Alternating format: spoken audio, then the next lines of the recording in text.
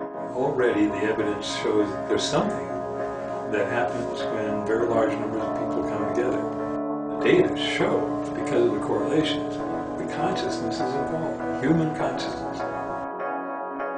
What's important is that there is some quality of consciousness, some aspect of physics, which is not complete.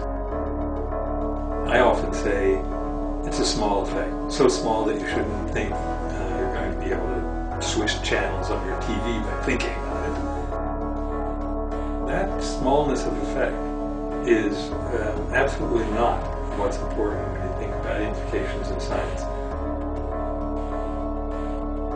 Nobody wants the standard model in physics to be overthrown. We don't think it necessary to overthrow the model. We think it's necessary to enhance and increase the capacity of the model. That's all.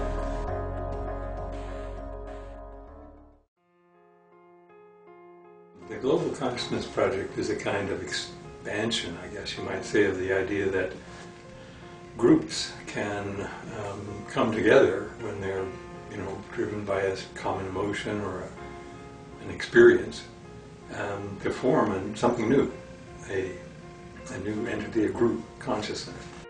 Our measurement system is designed to be a global network. We have about 65, 70 stations or nodes around the world where we have what we call eggs. That's an REG attached to a computer.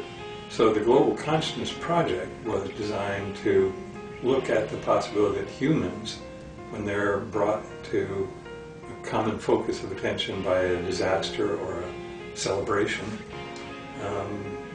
that could create something new in the same way, a kind of group consciousness of millions of people all feeling the same kinds of emotions in a kind of synchronized way.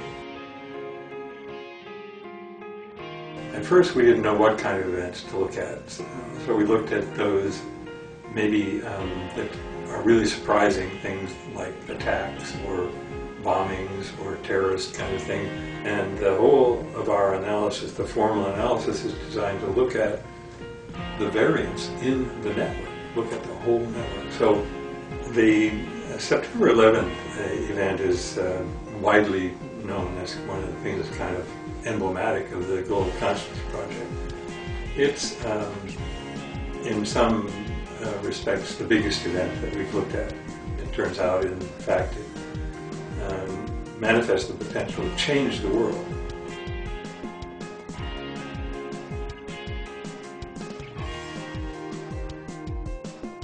We did an awful lot of analysis on that. Some of those analyses are just striking in the way the data look. And there are some odd features, like the fact that at least one of those measures started changing about 4 or 5 hours before the first plane hit.